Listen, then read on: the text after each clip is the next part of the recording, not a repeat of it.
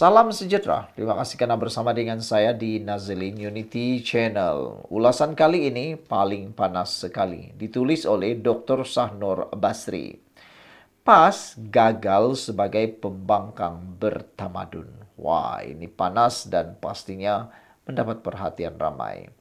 Dalam lanskap demokrasi modern, sebuah parti politik yang matang seharusnya berfungsi sebagai semak dan imbang yang bertanggung jawab, bukan sekadar mencetuskan retorik kosong atau menjerumuskan negara ke kancah ketidakstabilan dengan menggunakan medan jalanan sebagai alat tekanan politik.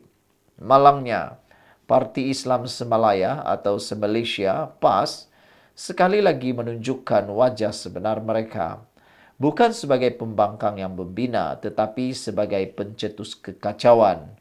Dengan mewar-warkan sokongan terhadap demonstrasi bertemakan Turun Anwar. Kononnya atas alasan kelemahan ekonomi dan kononnya campur tangan dalam pelantikan hakim utama negara. Demonstrasi jalanan bukan solusi, bukti ketiadaan intelektual politik. Sebelum kita teruskan ulasan ini, jangan lupa tinggalkan komen Anda dengan tanda pagar kami benci politik murahan. Saudara, ini terapi imun transfer for life. Terapi imun ini meningkatkan imun badan kita sehingga 400%. Secara umumnya, kita kena penyakit karena imun badan kita yang bodoh dan lemah. Kita tidak sembuh dari semua jenis penyakit karena imun badan kita yang tidak mampu lagi menolong dan melawan penyakit dari dalam tubuh badan kita. Kita juga bermasalah dari segi masalah kesehatan karena imun badan kita yang mengganas menjadi bodoh sehingga menyerang tubuh badan kita sendiri. Tetapi dengan terapi imun transfer factor for life ini, imun badan kita dididik untuk menjadi bijaksana, kuat. Dan apabila imun badan kita menjadi kuat, dia tahu mana satu lawan, mana satu kawan dalam tubuh badan kita.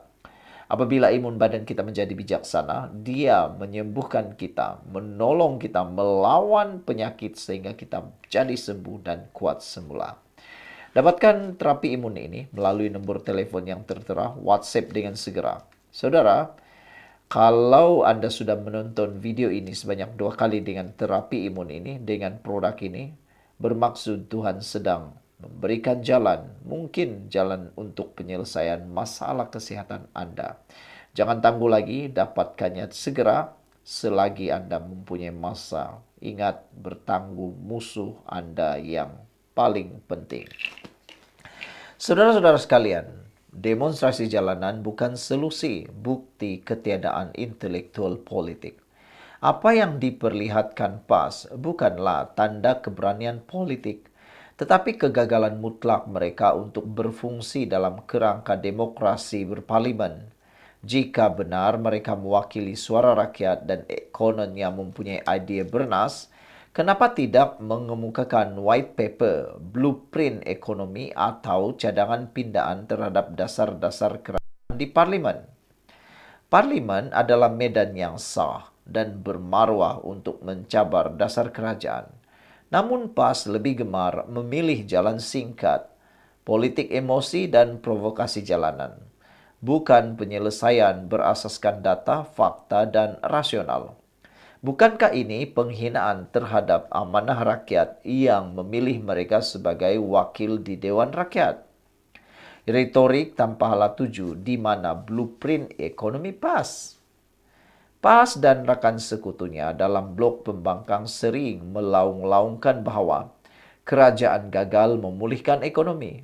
Namun, apakah mereka pernah membentangkan satu dokumen rasmi atau pelan alternatif yang realistik bagi membangunkan ekonomi negara?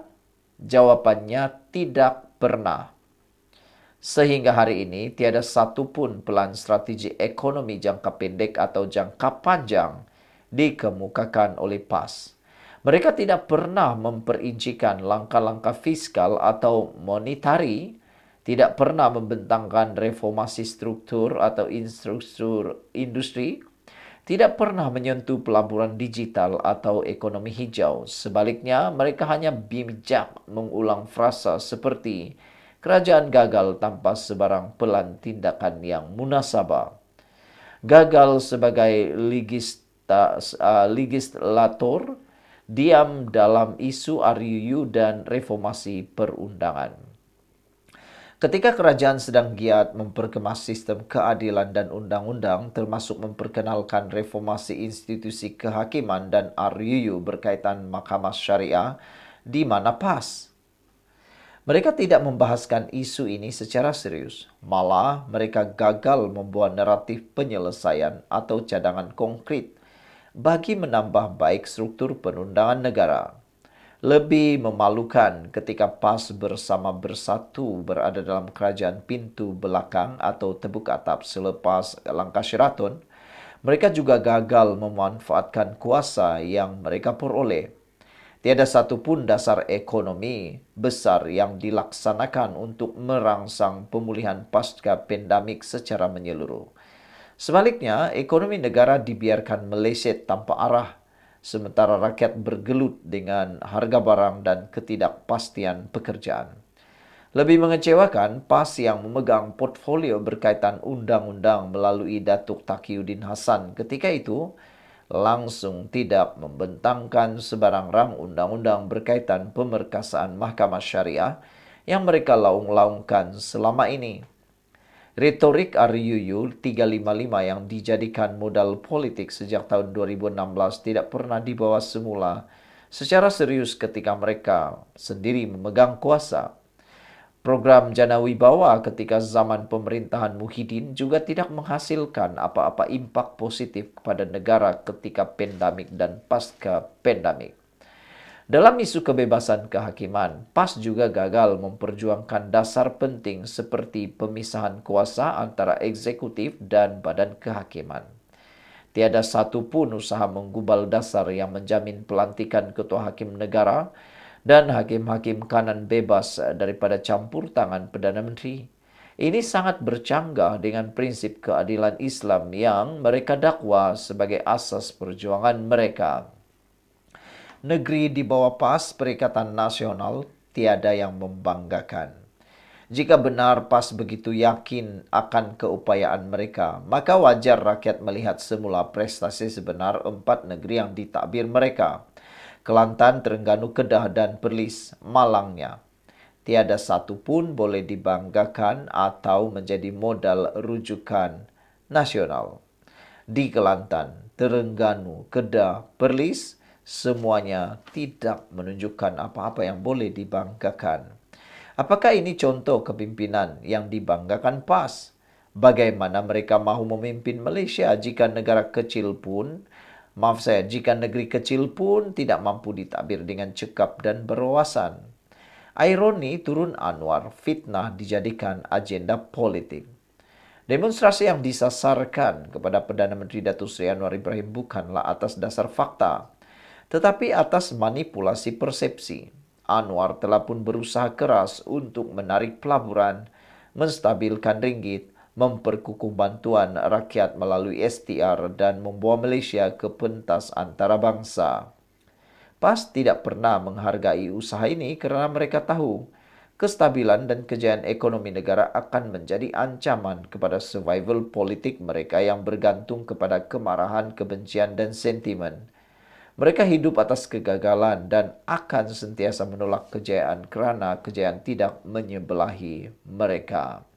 Kesimpulannya, PAS tidak layak menggantikan kerajaan. Kerajaan atau rakyat Malaysia harus menilai secara objektif. PAS bukan sahaja gagal sebagai pembangkang berkesan, tetapi mereka juga menunjukkan ketidakmatangan dalam berpolitik. Mereka menolak peranan institusi parlimen. Mereka menolak dialog intelektual. Mereka menolak tanggungjawab legislatif. Mereka memilih demonstrasi kerana mereka tidak punya idea dan wibawa. Lebih malang, pentadbiran mereka di peringkat negeri bukan sahaja gagal menjadi teladan, bahkan menjadi beban kepada pembangunan negara. Negeri di bawah mereka tertinggal dari segi pelaburan, inovasi, infrastruktur dan daya saing. Dan lebih parah, sewaktu mereka diberi peluang memerintah negara, mereka tidak menggunakannya untuk membela syariah dan memperkukuh institusi keadilan. Mereka gagal mentadbir dan gagal memperjuangkan nilai-nilai yang mereka sendiri laungkan. Ini bukan tentang jatuhkan Anwar, ini tentang usaha menjatuhkan kestabilan negara dengan memperdagangkan emosi rakyat demi kepentingan politik sempit. Malaysia tidak boleh diserahkan kepada tangan-tangan yang hanya tahu meruntuhkan, tetapi tidak tahu membina. PAS bukan jawapan kepada masa depan negara. Mereka adalah ancaman kepada kematangan demokrasi, kata beliau. Saudara, Anda boleh dapatkan ulasan ini di Harapan Daily, ditulis oleh Dr. Shahnor Basri. Sekian untuk kali ini, jangan lupa tinggalkan komen Anda. Bye-bye.